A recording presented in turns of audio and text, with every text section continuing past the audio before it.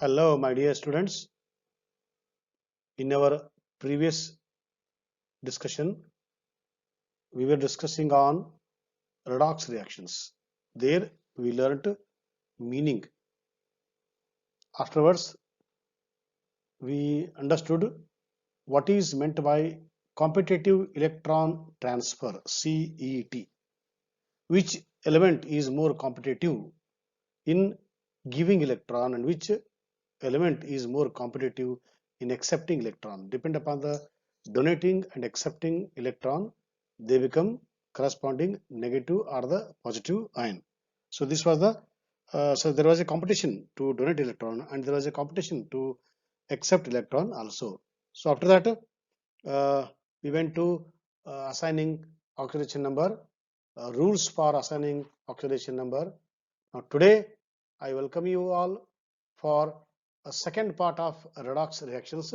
In today's discussion, we concentrate on specially types of redox reactions. Already we learned types of chemical reactions in the 10th class. Here, same reactions are studied under the heading types of redox reactions. So first point is what? How to say that they are redox reactions. In redox reactions, first you assign oxidation number for all the what chemicals which are taking part in the chemical reaction. Even you assign oxidation number for the products also. So once you assign, please check whether there is a change in the oxidation number. If there is a change in the oxidation number, then it is a redox reaction. If there is no change in the oxidation number, then you don't call it as a redox reaction, it is a normal reaction. Okay, so that is the main point what we are going to discuss today. Change in the oxidation number means it is a redox reaction, otherwise no. So keeping this point in the mind, totally we have to discuss 5 types of redox reactions. Number 1, combination reactions, decomposition reactions, displacement reactions, double displacement reactions, and disproportionation reactions. Already you know all these terms except the last one. Okay, so now we discuss these types of redox reactions by examples, by taking suitable examples. These are combination reactions. Methane combining with oxygen giving carbon dioxide and water. So I have assigned the ON, oxidation number, -4 +1 0. So to assign ON, you have to refer what I give rules for assigning oxidation number. Okay, right. So after assigning, please see whether they have undergone change or not. Earlier, carbon was in the -4. Now after the reaction, carbon is in the +4. Change in the ON, right? Now hydrogen +1, hydrogen +1, not a problem. O has undergone. O earlier it was 0, now it is -2. So we find in 2 cases where there is a change in the oxidation number. That means this is a redox reaction. Okay. Now second example, excuse me, it was 0 became +4, it was 0 became -2. So it is a redox reaction. So this part you have to check whether there is a change in the oxidation number or not. That part only you want to check in the examination. Second type is what? Decomposition reactions. Potassium chlorate upon decomposition gives potassium chloride and oxygen gas. There is a change in the ON, therefore it is a redox. It is a redox. This is also a redox because sodium was in the +1, here it is 0, so change in the ON, therefore it is a redox. And the last one, decomposition of the potassium permanganate, also redox reaction. So all these are example for redox reactions, comes under the category decomposition redox reactions. Now we are comparing 2 reactions here. One is decomposition of potassium chlorate and another one is decomposition of calcium carbonate. Now let us compare these 2 reactions after assigning oxidation number. Okay, right. +1 potassium, +1 potassium, Cl +5 Cl minus 1, change in the ON. Okay, O minus 2, here O is 0. So it is a redox, right? Okay. Now let us take this example. Calcium carbonate. Calcium plus 2. Here also plus 2. Carbon plus 4. Here also plus 4. O before the decomposition minus 2. O after the decomposition minus 2. That means in this example where calcium carbonate has undergone decomposition, we have not seen any change in the oxidation number. It is a decomposition, but it is not a redox. Okay, so because not even a single atom is showing change in the oxidation number in this reaction, therefore decomposition of calcium carbonate is not a redox reaction. It is a decomposition. Okay, so not all decomposition reactions are redox. For redox reaction, the main criteria is change in the ON. Now these are displacement reactions where depend upon the reactivity series, right? So here also you have to keep an eye on change in the ON, and here there is a change. So it is a redox, redox, and redox. What type of redox? Displacement redox reactions. Now please see this one. Okay, sodium with water, magnesium with water. Here we find displacement of hydrogen, displacement of oxygen. All these are non-metals. So in the displacement, there are two categories. One is the displacement of a metal and displacement of a non-metal. Till now, we were discussing displacement of what? Metal. Now, these are examples for displacement reaction where non-metal is undergoing displacement. Okay. Examples I have given 4. One in the case of hydrogen, oxygen, bromine, and the iodine. Please check their respective ON so that you will come to know whether it is redox or not. Double decomposition reaction, also called as a double replacement reactions. Reaction between potassium nitrate and aluminum chloride. So out of these two, which is more reactive? It is potassium. So potassium takes the initiation and goes and displaces the aluminum. So in the same way, aluminum will displace. So it is mutual understanding. Okay, if aluminum goes, then potassium comes. Okay, this is called double displacement reaction. It is double displacement, whether it is redox or not. Potassium plus 1. Here it is plus 1. No change in the ON. But let us see in the case of what? Oxygen or nitrogen. So here nitrogen is in the minus 1. Here it is also minus 1. Okay. Cl in minus 1. Cl is in minus 1. Okay. So aluminum is in plus 3. This is also in the plus 3. That means this is, whether it is redox or not, please check. Okay. This I leave to you. So you have to check the ON of every atom. Okay. Before and the after. Change, redox. No change, not a redox. Okay. So I give only example for you, whether it is a normal double decomposition or redox decomposition. Okay. Right. Now this is a very new reaction to the 11th class. This is called a disproportionation reaction. Disproportionation redox reaction means in the reaction same element is undergoing increase as well as decrease. In the earlier examples, one was going increase and the other was going decrease. Okay, but here in these reactions, only one element, same atom undergoes increase as well as decrease in the ON. Those reactions are called as what? Disproportionation reactions. Best example is decomposition of hydrogen peroxide into water and the oxygen. Okay, here hydrogen is plus 1, oxygen is minus 2. Okay, so here oxygen is minus 2, this is minus 2. Okay, now which one has undergone, which atom has undergone change in the ON, that you have to check it here. See here, this is in minus 1. Okay, why O is in minus 1?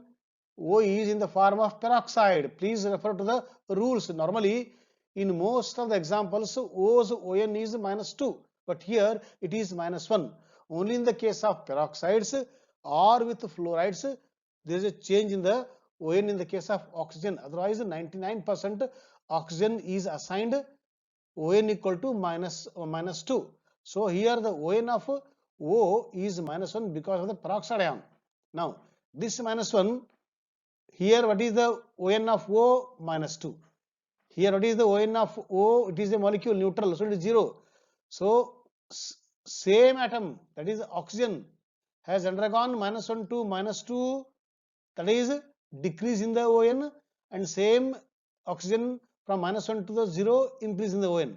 That means same atom is undergoing decrease as well as increase. Therefore this example falls under the category disproportionation reaction. These are 3 more examples for disproportionation examples. You have to check which one has undergone change in the ON, decrease as well as increase. I think it is phosphorus here, right? Here it is chlorine and here it is sulfur. So first you assign ON to all in all these 3. Then you will come to know that it is phosphorus which has undergone increase as well as decrease. Same case with chlorine and the sulfur in the 3rd example. Kindly make a assignment or take it as assignment and check it. So till now what we discussed? We discussed about the what is meant by an oxidation, reduction, reducing agent, oxidizing agent, and redox reaction. So to conclude, so this slide will give you the highlights of till now what we discussed. Okay, right. So as per electronic theory, oxidation means loss of electron by any species, and reduction means gain of electron or electrons by any species, whereas oxidant is an acceptor of electron and reductant is donor of electron. This is what as per the electronic theory.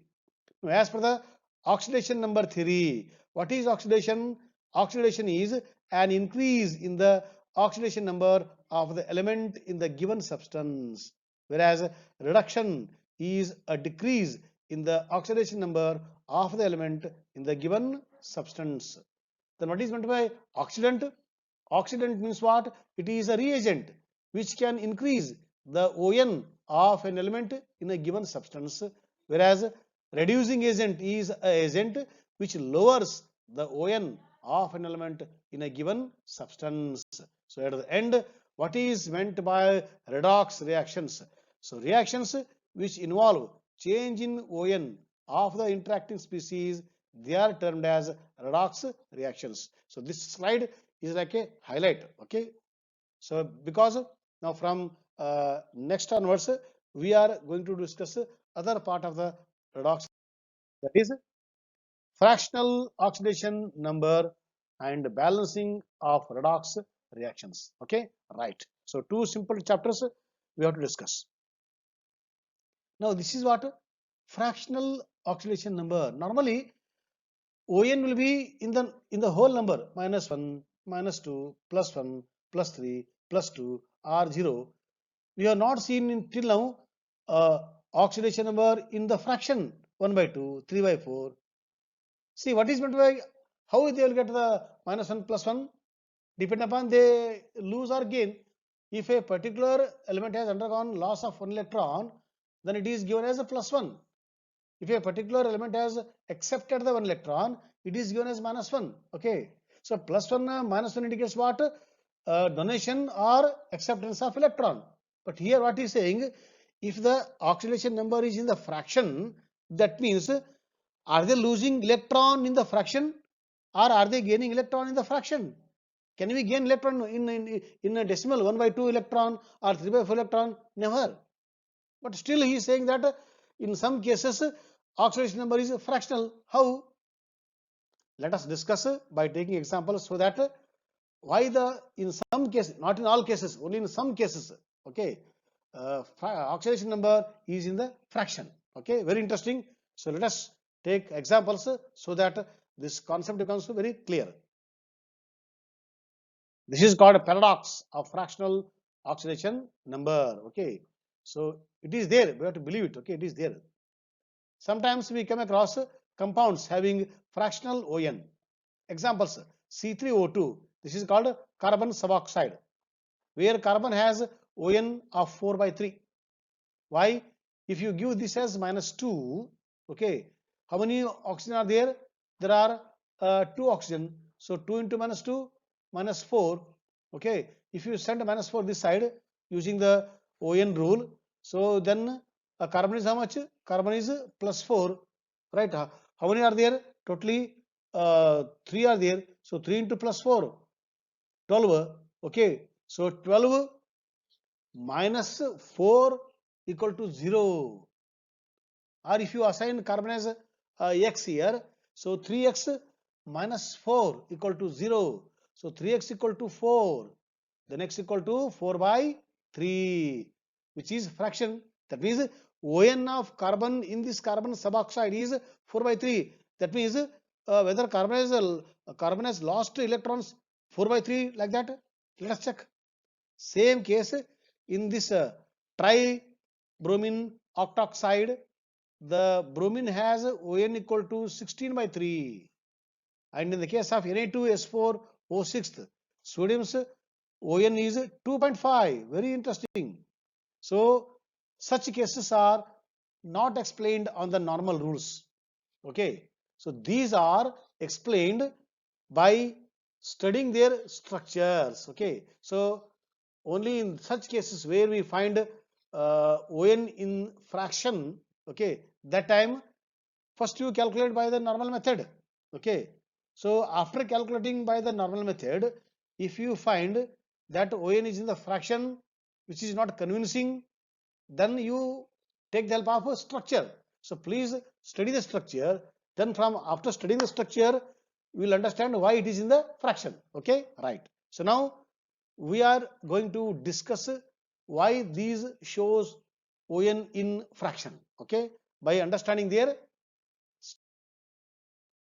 this is called carbon suboxide, C3O2. This is the structure, C3O2, right? Among the three C's, okay, the central C is very important. Okay, so this is central C exactly in between the two carbons. That means this carbon, if any particular atom is in between the two similar atoms, that time it is taken as this is neither lost or nor gained. Okay, that means if it is lost, it is given as plus. If it is gained, it is given as minus. But this carbon, central carbon, neither lost nor gained, because this carbon is between the two similar carbon, so no pulling, because there are same atoms, no, so equal force, so equal pulling. So therefore this carbon has not undergone any loss or gain, therefore it is assigned as 0. Okay, whereas this carbon has given 2 electrons to this, because O is most electronegative, it will withdraw electron here. Here in this case both are same, no withdrawal. Both are same, no withdrawal of electrons. Only in this case O is more electronegative, therefore it has withdrawn 2 electrons. Therefore this became -2, this became +2. In the same way, this carbon has undergone loss of 2 electrons to this O, therefore this O is -2, this C is +2. Okay, now how to calculate the what ON of carbon? It is the total of all the carbon atoms average by number of carbon atoms. So here it is. Okay, now let us add +2, 0 and +2. How much? 4. And how many carbon atoms are? By 3. So total the ON, it is the algebraic sum of all the carbon atoms present in the structure and divided by number of atoms present in the structure. So it is +4 by 3, 4 by 3. This he has calculated by usual method. This is done by the structure method. So now I think you are convinced why the carbon's ON is in the fraction. It is explained only on the structure ground. Okay, right. Now Br3O8. This is the structure. Okay, this Br between two Br. Okay, neither lost nor gained. But this bromine has lost 2 to the O and 2 to this O. Totally this bromine has lost 4 electrons. But this bromine has lost 6 electrons, 2 to this O, 2 to this O, and 2 to this O. So 6 lost by this bromine, 4 lost by this bromine, and again 6 lost by this bromine. Now let us add all these three. Okay, so plus 6, plus 4, and plus 6. It is 16 by total number of bromine atoms, 16 by 3. I think you are convinced. Why? ON is in the fraction. This is the normal method. This is the structure method. Okay. Now last one. S4O6 2 minus ion. Okay. And this is the structure of S4O6 2 minus ion. Right. So you have to practice the structure. Structures will not be given in the examination. Right. So this is S between two S. Okay. No other attachment. So neither gained nor lost, assigned as 0. This sulfur between two other sulfurs. So neither lost nor gained, therefore assigned 0. Whereas this S, left S, has lost 2 here, 2 here, and 1 here. Totally 5. So plus 5. In the same way, this sulfur has lost 2 electrons to this O, 2 electrons to this O, and 1 electron to this O, making this sulfur as plus 5. Now let us add plus 5, 0, 0, plus 5. It is 10, and total number of sulfur atoms. So 10 by 4. So 10 by 4 equal to what? 2.5. That's why sulfur is in 2.5 ON, which is not convincing, but it can be convinced only by structure. Very good. Now see, let us calculate. So now fractional oxidation number is over. Now we'll go to which part? Second part. How to balance the chemical reaction, especially the redox reactions. For this, let us understand how to calculate ON. Cr2O7 minus 2, dichromate ion. Okay. Now how to calculate the ON of Cr? So as per the rule, sum of the total ON is equal to charge on the ion. We don't know the Cr. So 2Cr plus 7 into minus 2O equal to minus 2. Simplification, Cr use plus 6. In the same way, SO3 minus 2. It is an ion. Algebraic sum of all the ON is equal to charge on the ion. Okay, sulfur you don't know as it is. O we don't know, minus 2. So 3 into minus 2 equal to charge on the ion. So after simplification, S is in the plus 4 state. ON of S is plus 4. In the same way, ON of S in the sulfate ion is plus 6. Okay, yeah. Now MnO4 minus 1, same rule. Mn equal to plus 7. MnO2, this is not an ion, this is a molecule. So in the molecule what? Algebraic sum of all the ions equal to 0. That is a molecule. If it is an ion, charge on the ion. If it is a molecule, neutral, 0. So Mn we don't know. Mn as it is, 2 into minus 2 equal to 0. So simplify, Mn minus 4 equal to 0. Therefore Mn equal to plus 4. In the same way, this is an ion, total charge on the ion, and bromine is in the plus 5 state. Okay, right.